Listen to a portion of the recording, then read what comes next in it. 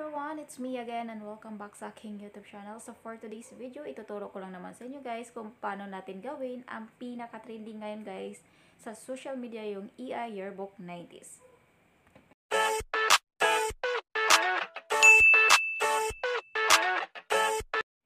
But before we start, kapag bago ka pa sa aking YouTube channel, of course, huwag mo nang kalimutan mag-subscribe o click the notification bell para lagi kang updated kapag may bago akong upload sa channel na ito. So, wag natin itong patagalin ng tutorial na to. Let's go! Una natin gawin is pumunta tayo sa ating Instagram account. Doon tayo kumuha ng mga free photos na EI Yearbook 90s guys na gagamitin natin ngayon sa ating tutorial. So, now mag-search na tayo ng EI Yearbook 90s.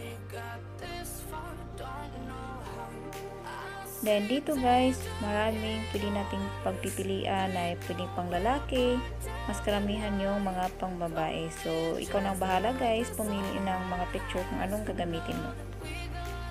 So, now, for example, sobrang dami kasi guys eh. So, maghanap tayo ng masyadong Ito sa akin guys, i-view natin siya.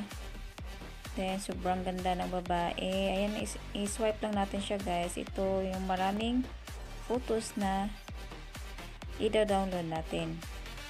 Ayan siya guys. Sobrang dami. Yung next natin gagawin guys, nakita niyo yung tatlong dots sa ibabaw. Then, tap mo yung where moving things around. This. Dayon next, makita mo yung copy link here. I-tap mo yung copy link.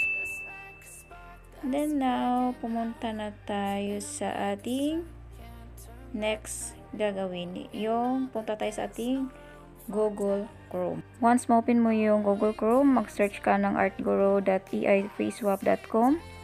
So now, nandito na tayo. I-tap mo yung picture logo. Then maghanap tayo ng picture na face swap natin. So, wait lang tayo ng ilang minuto kasi nag-uploading pa siya. Next, itap mo yung picture.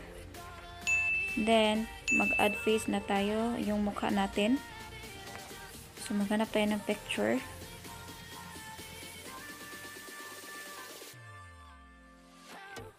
Wait lang tayo guys until ma-upload na yung picture para ma-generate na natin siya guys. Ayan na guys, so time to generate na siya. Then, wait po tayo ng 10 seconds.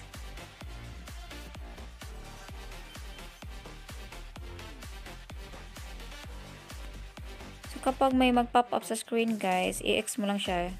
Ayan. So, now tapos na natin siya na generate. So, kailangan na natin i-download. I-tap mo yung download.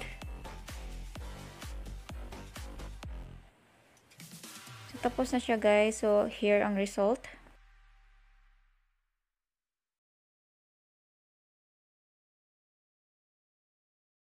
So, that's my tutorial for this week guys. Sana po nakatulong tong video na ito. And thank you for watching and see you in my next video. Bye!